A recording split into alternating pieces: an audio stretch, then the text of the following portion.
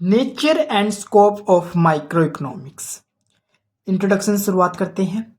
Micro का जो first introduce था वो रैगनर फ्रिच ने दिया था। बाद में इसके कंसेप्ट को अलग अलग लोगों ने भी यूज किया। Microeconomics is the branch of the economics. मतलब क्या है? माइक्रो इकोनॉमिक्स हमारी इकोनॉमिक्स की ब्रांच है which studies the behaviour of individual economics. जो क्या करती है? इंडिविजुअल इकोनॉमिक्स यूनिट्स का अध्ययन करती है। और इंडिविजुअल इकोनॉमिक्स यूनिट जैसे कि सच एज ए कंज्यूमर के बारे में अध्ययन करना हो, चाहे एक फर्म के बारे में अध्ययन करना हो, चाहे एक मार्केट के बारे में अध्ययन करना हो, एक विशेष गुड के कंसेप्ट में एक मार्केट का अध्ययन करना हो, तो ये सब कंसेप्ट किसके अंदर इंक्लूड होता है? माइक्रो इकोनॉमिक्स के अंदर इंक्लूड होता है। जो वर्ड है micro comes from the Greek word. ये कहाँ से आया है? जो ग्रीक वर्ड है वहां से आया है, जिसका मतलब होता है छोटा। It focus on decision making. ये किसके ऊपर फोकस रखता है? अब डिसीजन कैसा होगा, इंडिविजुअल लेवल का डिसीजन कैसा होगा, इस चीज की बात करते हैं हम कि नेचर क्या है माइक्रो इकोनॉमिक्स की। तो नेचर की बात करते हैं तो इसमें जो साइंस और आर्ट, नेचर क्या होता है? स्वभाव। तो माइक्रो इकोनॉमिक्स का कैसा स्वभाव है, किस तरीके की प्रक्रिया, किस तरीके का काम है इसका, वो ये क्या है? जिस तरीके का जो काम है ना वो साइंस भी होती है और वो एक आर्ट भी होती है। साइंस कैसे होती है कि जो माइक्रो इकोनॉमिक्स है ना, ये इसमें जो साइंस की तरह क्या हुआ है, इसमें थ्योरीज डेवलप की हुई है और इसमें क्या होते हैं? Law of individual economics behaviour. मतलब जिस तरीके से साइंस में कानून लॉ बनाए हुए हैं जैसे न्यूटन का लॉ, तो इसी प्रकार से इसमें भी इंडिविजुअल इकोनॉमिक्स बिहेवियर, एक व्यक्ति कि वो आर्थिक स्तर पर कैसा बिहेव करता है, कैसा उसका व्यवहार है, उस चीज का अध्ययन करता है। एज एन आर्ट, एक आर्ट के तौर पे भी देखा जा सकता है। It applies this theories to solve the real life problem of consumer. तो आर्ट क्या होती है? आर्ट कला जो रियल लाइफ बेस्ड होती है ना, उसे आर्ट कहते हैं। तो रियल लाइफ जितनी भी प्रॉब्लम होती, चाहे कंज्यूमर की हुई, फर्म की हुई, चाहे पॉलिसी मेकर की हुई, उन सब को सोल्व करने का काम करता है हमारा माइक्रो इकोनॉमिक्स के कंसेप्ट। तो हैंस वी कैन से, इस तरीके से हम क्या कर सकते हैं, कह सकते हैं कि micro economics is A both, दोनों है। ये एक साइंस भी है, एक आर्ट भी है। साइंस में ये क्या है, जो सिद्धांत का पूरा शरीर है ना वो साइंस बेस्ड है, और जो ये पूरा बॉडी आगे चलकर जो काम करेगी ना, एप्लीकेशन करेगी, वो एक आर्ट है। तो अगली बात हम बात करेंगे अब इंडिविजुअलिस्टिक अप्रोच की। It studies individual economics unit. ये क्या करती है? इंडिविजुअल इकोनॉमिक्स यूनिट का अध्ययन करती है, जैसे कि हाउस होल्ड, फार्म, इंडस्ट्रीज, इन सब का। ये household, farm, industry individual economics unit के स्तर पर हुआ और not the economy as a whole, पूरे होल इकोनॉमिक के स्तर पर नहीं हुआ। एग्जाम्पल जैसे कि demand for wheat in household, कि एक घर में किसकी डिमांड हो रही है? वीट की डिमांड हो रही है। या price determination in wheat market, और वीट मार्केट में किसका डिटर्मिनेशन किया जा रहा है? प्राइस का डिटर्मिनेशन किया जा रहा है। ये सब किसके ऊपर है? ये सब इंडिविजुअलिस्टिक अप्रोच है जो माइक्रो इकोनॉमिक्स के कंसेप्ट के थ्रू सोल्व हुई जा रही है। प्राइस थ्योरी, तो micro economics is also called the price theory. Micro economics को हम प्राइस थ्योरी भी कहा जाता है। प्राइस थ्योरी क्यों कहा जाता है? जैसे कि गुड्स के जो प्राइस है वो डिटरमिनेट करने हो एक इंडिविजुअल लेवल पर, तो वहाँ पर यूज होती है हमारी माइक्रो इकोनॉमिक्स। और जितने भी हमारे फैक्टर होते हैं प्रोडक्शन के, जैसे लैंड, लेबर, कैपिटल, उन सब के जो इनकम वैल्यू है वो भी डिटरमाइंड किसके द्वारा की जा रही है? माइक्रो इकोनॉमिक्स के द्वारा निर्धारित की जा रही है। और ये किसके कंसेप्ट के थ्रू सोल्व हो रहे हैं? जो माइक्रो इकोनॉमिक्स का बेसिक कंसेप्ट है डिमांड और सप्लाई, उसके द्वारा ही डिटरमाइंड किए जा रही हैं। एजप्शन बेस्ड, तो एजप्शन बेस्ड में क्या हो रहा है? Micro economics use certain assumption, micro economics में कुछ सर्टेन निश्चित एजप्शन यूज की जा रही हैं, जैसे like rationality of consumer, consumer की रैशनैलिटी, मतलब कंज्यूमर को कैसा माना गया है? बुद्धिमान माना गया है। और परफेक्ट कंपटीशन की जो धारणाएं हैं, ये सभी क्या है? कुछ निश्चित इसमें एजप्शन के थ्रू हुई हैं। ऐसा नहीं है कि कंज्यूमर बुद्धिमानता वाला ही काम करता है, और परफेक्ट कंपटीशन मार्केट में पूरी तरीके से होती नहीं है। तो क्या होता है, तो ऐसे कंसेप्ट को एजप्शन के थ्रू इंक्लूड किया जा रहा है। तो ये जो हमारे मॉडल को एनालाइज करने के लिए बोल्ड करता बनाता है। अगर नॉर्मेटिव एंड पॉजिटिव एस्पेक्ट क्या है, नॉर्मेटिव एंड पॉजिटिव, पॉजिटिव क्या है, एक्सप्लेन व्हाट इज, कि क्या है।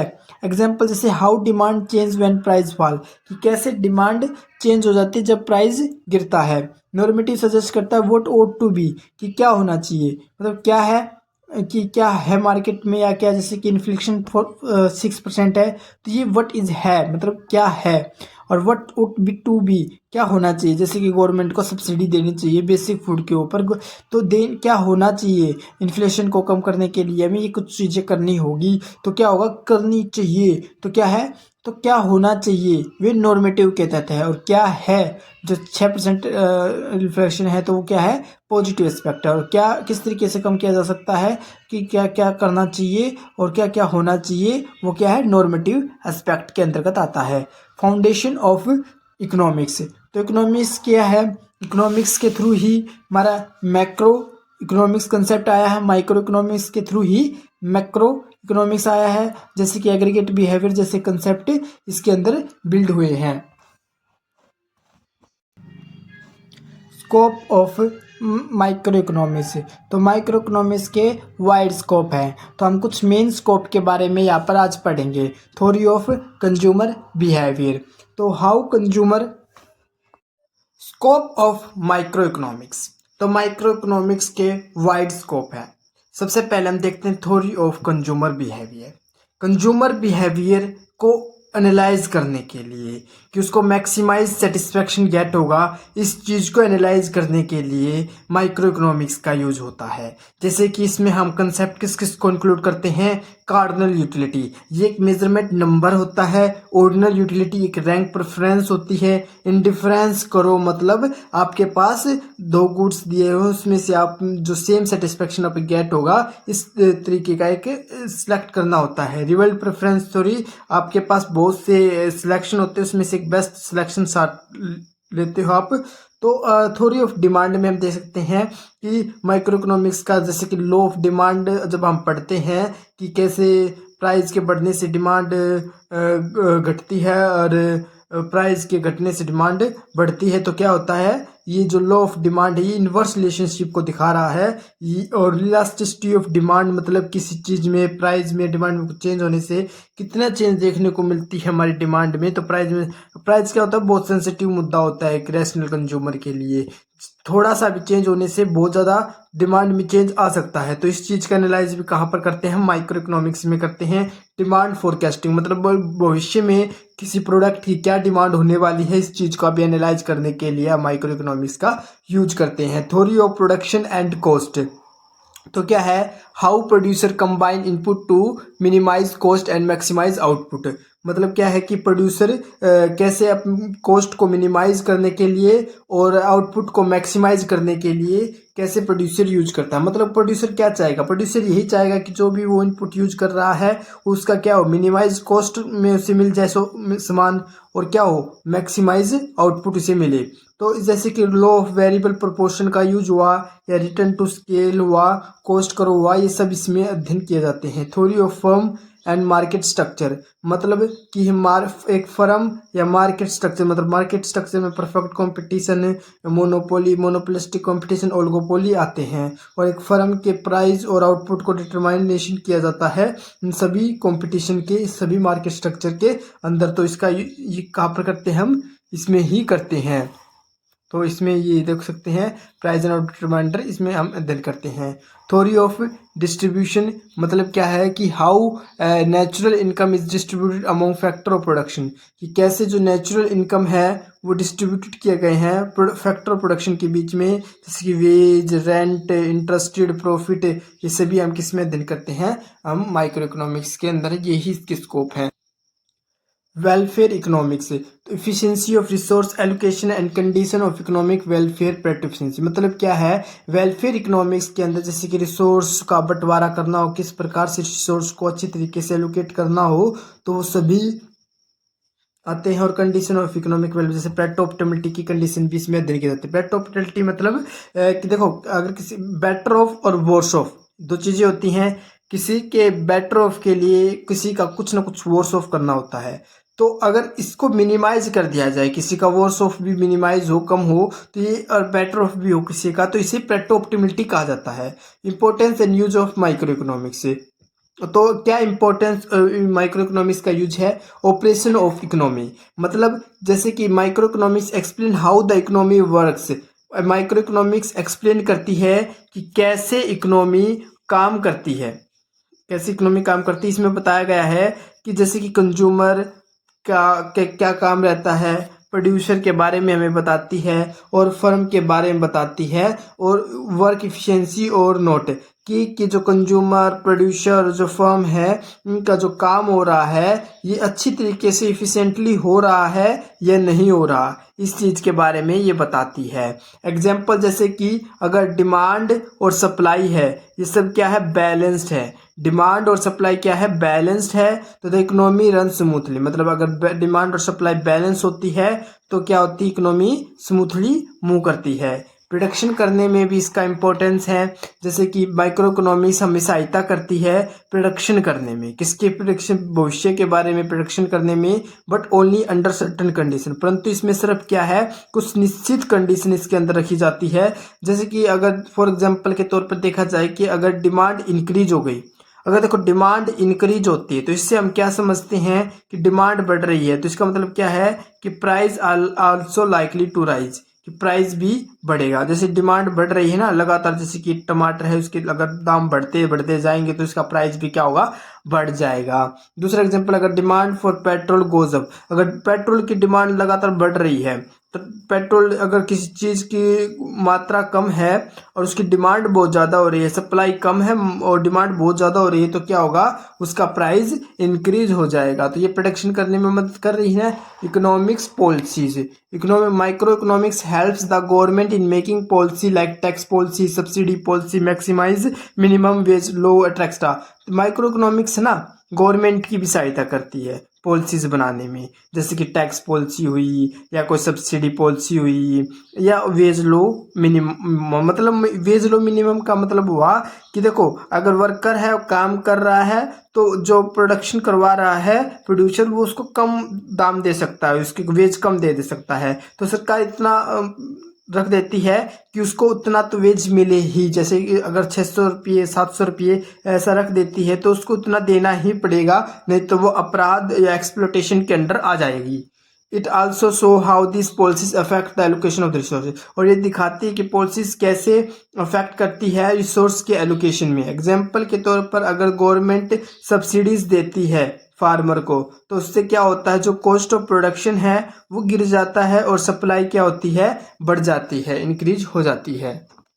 Economic welfare, it tells us about the condition of economic welfare, ये हमें बताती है जो इकोनॉमिक्स वेलफेयर की कंडीशन है उसके बारे में हमें बताती है। That is how people wellbeing can be improved, कि ये बताती है कि कैसे लोग अपने आप में सुधार ला सकते हैं अच्छी तरीके से। This is the main subject of the normative economics, और ये नॉर्मेटिव इकोनॉमिक्स का भी चीज़ है, क्योंकि ये चीज़ अभी लोगों में इम्प्रूव हो नहीं रही, वेलबींग इतना है नहीं, कैसे होना चाहिए, तो व्हाट शुड बी डन हुआ, कैसे होगा, इस चीज़ को दिखा रहा है। इसीलिए नॉर्मेटिव इकोनॉमिक्स के अंडर भी रखा जाता है। एग्जाम्पल के तौर पर अगर तो गवर्नमेंट प्रोवाइड करती है चीप राशन पुअर लोग, गरीब लोगों को, तो क्या होता है? Their welfare will be improve, उनका वेलफेयर होगा। अच्छा, उनको इतना ज़्यादा जो उनकी पहले से ही कमाई कम होती है, कुछ उनको दे दिया जाता है तो उनको राहत हो जाती है इस चीज़ से, और उनका जो इम्प्रूव्ड वेलफेयर है वो सुधरने लगता है। वो अन्य एक्सपेंडिचर करने लगते हैं, एजुकेशन के ऊपर एक्सपेंडिचर करने लगते हैं, तो इससे क्या होता है? उनका वेलबींग बढ़ने लगता है। तो इस तरीके की चीज़ भी इसके अंदर पढ़ते हैं हम। मैनेजरियल डिसीजन, फर्म क्या है? माइक्रो इकोनॉमिक्स का यूज करती है बिजनेस डिसीजन में, मतलब छोटे से छोटे स्तर पर डिसीजन लेना हो तो किसका यूज करना होगा? माइक्रो इकोनॉमिक्स का यूज करना होगा। तो they take decision based on cost, यहाँ पर डिसीजन का किस किस चीज़ के ऊपर लिया जाता है? कॉस्ट के ऊपर लिया जाता है, डिमांड के ऊपर लिया जाता है, एंड प्रॉफिट एनालाइज के ऊपर इसका अध्ययन किया जाता है।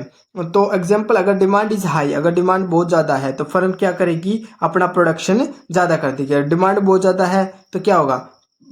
पता है माल उसका मार्केट में जाते ही बिक जाएगा, तो फर्म क्या करेगी, अपना प्रोडक्शन ज़्यादा करेगी। अगर डिमांड इज लो, अगर डिमांड कम है तो दे रिड्यूस इट, तो वे क्या कर देगी, इसे कम कर देगी, क्योंकि पता है उनको माल को बनाने का फ़ायदा नहीं, मार्केट में बिकेगा तो नहीं, तो इसलिए वो क्या कर देगी, इसको कम कर देगी।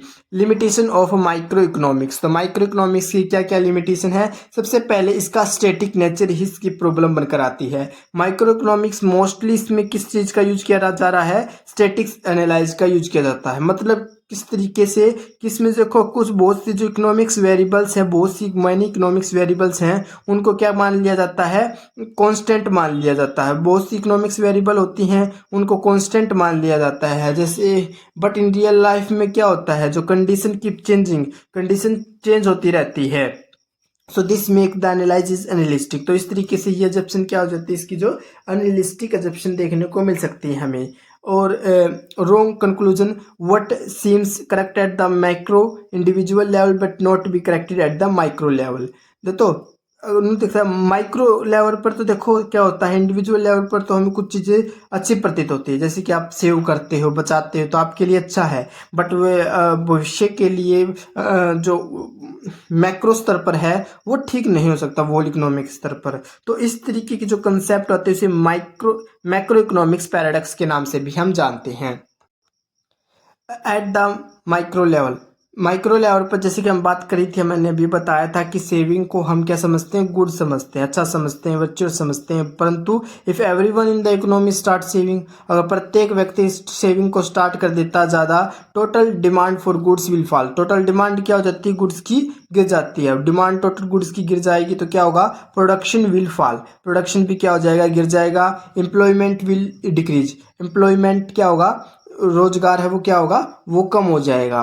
और रोजगार कम होगा तो इससे क्या होगा, जो दयनीय स्थिति बन जाएगी इकोनॉमी में। तो इस कंसेप्ट का एक नाम और है जिसे हम कहते हैं पैराडॉक्स ऑफ थ्रिफ्ट नाम से भी जानते हैं। So what is good for individual may be harmful for society, किसी इंडिविजुअल के लिए कुछ चीज़ें सही हो सकती है परंतु सोसाइटी के लिए सही नहीं हो सकती। तो इसे हम फ्लैसी ऑफ कंपोजिशन के तहत भी देखते हैं। अनरियलिस्टिक एजप्शन, तो अब अनरियलिस्टिक एजप्शन में क्या है, micro economics works on assumption like perfect competition we exit in the market. तो इसमें बहुत सी एजप्शन ली गई है, इसमें कहते हैं परफेक्ट कंपटीशन मार्केट के अंदर एग्जिस्ट करती है, परंतु ऐसा नहीं होता कि परफेक्ट कंपटीशन मार्केट में एग्जिस्ट करे। Full employment is available in the economy, full employment क्या है, इकोनॉमी में अवेलेबल है। तो ऐसा नहीं कि हमेशा मोस्टली होती ही नहीं, फुल एम्प्लॉयमेंट तो होती ही नहीं अवेलेबल, और परफेक्ट कंपटीशन भी बहुत रेयर केस होते हैं। तो ऐसी जो जो इन रियलिटी में जो दिस कंडीशन है ना, ये हमें पाई ही नहीं जाती। तो so the result do not always apply to the real world, so इसलिए जो रिजल्ट है वो रियल वर्ल्ड के साथ अप्लाई नहीं होता। लिमिटेड स्कोप, तो micro economics has a narrow scope, micro economics का क्या है, एक नैरो स्कोप है। It's mainly studies price theory, इसमें मुख्यतः किसका एनालाइज किया जाता है, प्राइस थ्योरी का अध्ययन किया जाता है। And small unit like individual consumer and farmer, मतलब इसमें छोटी छोटी इंडिविजुअल यूनिट का अध्ययन किया जाता है, इंडिविजुअल कंज्यूमर फर्म के। बट इंपॉर्टेंट इशू जैसे कि physical policy, monetary policy, inflation, unemployment, इस तरीके की जो बहुत सी चीज़ों को ये कवर ही नहीं करती अपने इस माइक्रो इकोनॉमिक्स कंसेप्ट के अंदर। तो कंक्लूजन क्या कर सकते हैं, अकॉर्डिंग टू ब्लाइस के अनुसार क्या है कि price theory is useful, price theory useful है, but we should not be blended, हम इसे अंधे तरीके से हम इसे पालन नहीं करना चाहिए। Economic also need other tools, economics को अदर टूल्स की भी जरूरत है, जैसे कि history, statistics and mathematics to fully understand, पूरी अच्छी तरीके से समझने के लिए।